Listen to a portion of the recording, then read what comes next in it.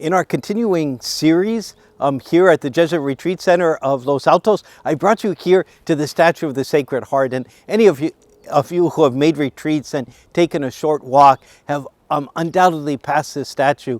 And you will recognize how those open arms of Jesus seem to be open to everything that's before him.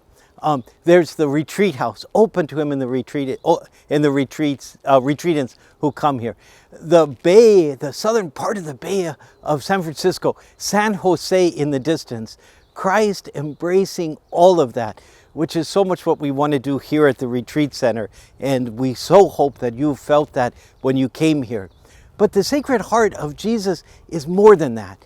It's the heart of Christ that beats out of love for us. It's perhaps the clearest sign that we have after the crucifixion that Jesus truly cares for each and every one of us.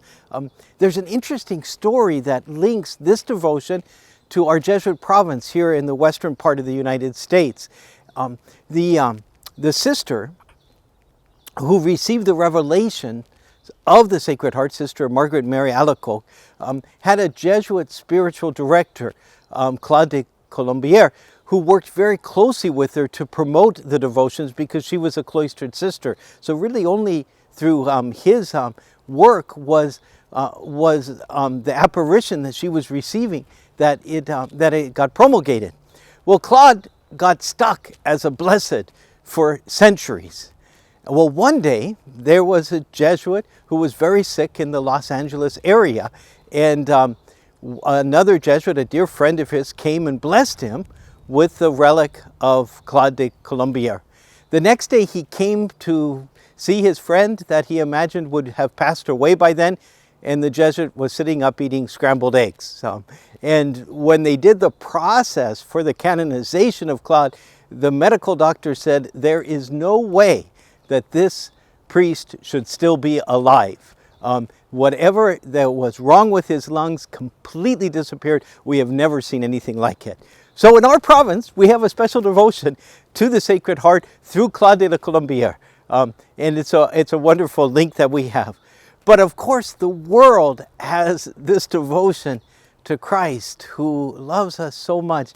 So often we can be caught up with the idea that we're not worthy of God, which is true. But then we translate not being worthy to God into that God somehow doesn't find us very likable. And the Sacred Heart embraces the world with those arms open in deepest love. I have a very good friend whose favorite statue in our church is the Sacred Heart with the arms open. And this is a man who was part of a gang in San Diego. He was a man who got into drugs and addiction, has climbed out of that, and finds that statue speaks to him about how God loves him.